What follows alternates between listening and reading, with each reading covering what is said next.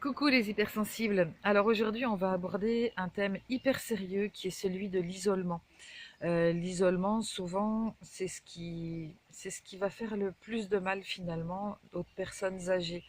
Alors pourquoi je vous en parle aujourd'hui? Tout simplement parce que un de mes meilleurs amis hier était avec moi au téléphone et me racontait un fait divers. C'est horrible de dire ça, un fait divers.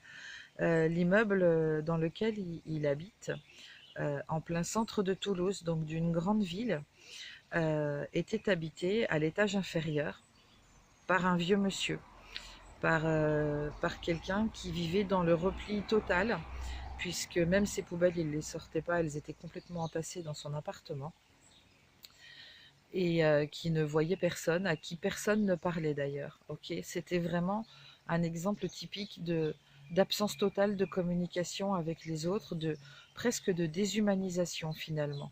Ok, et cette personne est décédée. Ça peut arriver, hein, ça fait partie intégrante de la vie. C'est vraiment un passage. Le problème, c'est que cette personne est morte toute seule et que ses voisins ne se sont rendus compte de son décès que 2 mois après sa mort. C'est pas arrivé en 1800, hein, c'est arrivé là, il y a quelques jours. Euh, Ils se sont rendus compte de son décès uniquement parce que sa santé mauvaise. Voilà. Et à un moment donné, quand il m'a dit ça m'a broyé le cœur. Et je me suis dit, mais comment est-ce qu'on peut en arriver à vivre dans une société où il y a une telle absence de lien, une telle absence d'amour, une telle absence de compassion, de soin de l'autre, alors qu'on est tous liés, reliés, on est bien d'accord sur le truc, hein. Qu'on en arrive à laisser mourir des gens tout seuls et qu'on se rend même pas compte en fait, tellement on est pris dans notre petit individualisme qu'ils sont qu'ils sont morts, qu'ils sont morts. Alors vouloir créer un monde plus beau, un monde qui tienne compte de l'humain, qui apporte le meilleur à chacun, est-ce que ça commence pas finalement avec chacun de nous individuellement?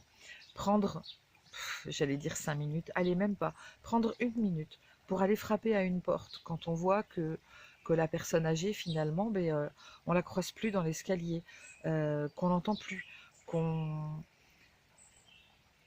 qu'on n'a plus aucun signe d'elle, qu'on voit s'accumuler des trucs dans sa boîte aux lettres.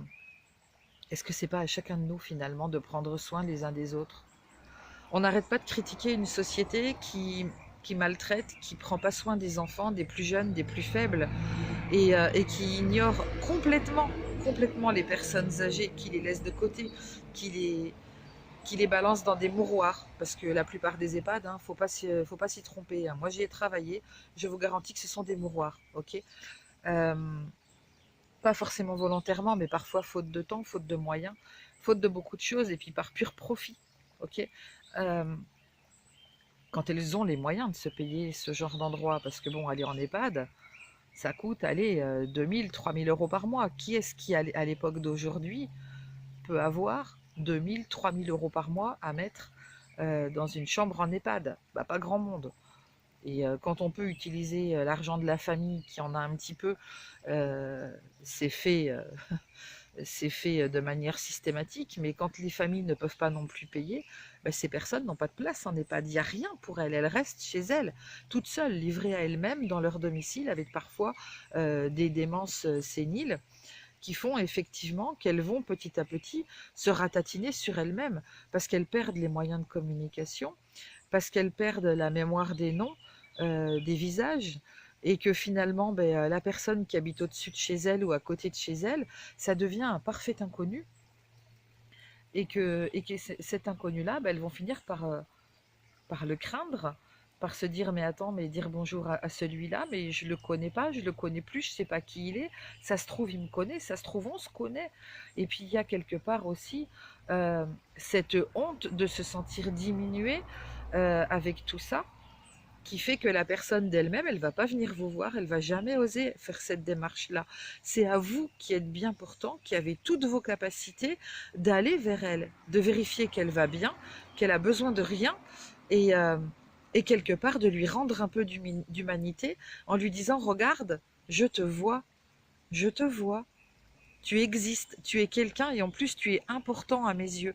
Tu es suffisamment important à mes yeux pour que je fasse un détour vers toi, que j'aille prendre de tes nouvelles, que j'aille voir s'il te manque rien, si tous tes besoins sont satisfaits, ou même simplement te montrer qu'on peut avoir envie de te parler, de t'adresser la parole, d'établir du lien avec toi, de communiquer, que ce que tu as envie de dire, là aujourd'hui, c'est important pour quelqu'un, ça compte, c'est pas rien. Tu es quelqu'un, tu es encore une personne qui fait partie des vivants. Tu n'es pas déjà mort. Et ça, c'est essentiel. Essentiel. Alors je vous en prie, je vous en supplie, partout où que vous soyez sur cette planète, mettez du lien autour de vous. Soyez le changement que vous voulez voir dans ce monde. Montrez aux gens qui sont seuls qu'ils marchent encore parmi les vivants. Ok ? Et si vous voyez des personnes qui sont vraiment dans une grande détresse, mais par pitié, contactez les administrations concernées. Ne les laissez pas dans l'isolement, dans le dénuement le plus total. Ok ? Faites briller la lumière que vous avez en vous, s'il vous plaît. Ça commence par la compassion, ça se continue avec beaucoup d'amour. N'oubliez pas cet amour-là. N'oubliez pas que vous êtes censé, en tant qu'être de lumière, en tant que travailleur de la lumière, en tant que guerrier de la lumière, quelle que soit l'appellation que vous vous donnez, qui est ou pas une étiquette, peu importe, on s'en fiche. Remplissez votre mission de vie. Elle commence par là. D'accord ? Allez, je vous fais plein de bisous en lumière du cœur, plein de bisous magiques. Et puis je compte sur vous. Ok ? Allez, n'hésitez pas à me laisser un petit commentaire, à vous abonner à la chaîne ou à venir me retrouver sur mon site internet véronique-vauclair.fr. Allez, bisous!